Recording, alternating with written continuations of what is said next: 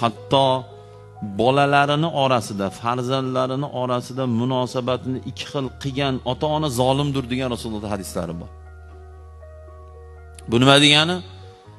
Bitta bolasi o'rtacha pul topadi, bitta zo'r pul topadi. Ko'p ota-onalarda uchraydigan xatolardan bittasi yaxshi joyda ishlaydigan, yaxshi pul topadigan bolasiga boshqacha muomala qiladi. "Key bolam o'tir" deydi, yoniga o'tkazadi. "Tezda go'sht qovurib olib keling, kelin" deydi. Pul topmaydigan bolasiga "Ha, keldingmi, yaxshimisan? Ha, bo'pti, so'rab qo'y" deylar deydi. "O'tirandimaydi. Yaxshimisan, so'rab qo'y." Bu degani tur yo'qol degani, hali tarjima qilib gapirsangiz. Nima bo'ladi u bola? Конечно, dili ranjiydi. Chunki u jinniga ham yasnaku. Nimaga buni bo'layotgan? Ota-ona adolatli bo'lish kerak. Shuncha Rasululloh alayhisalom bolalaringni orasini ajratmanglar. Erkalatishda, yoshligida bo'lsa, muomalada ko'rishdi.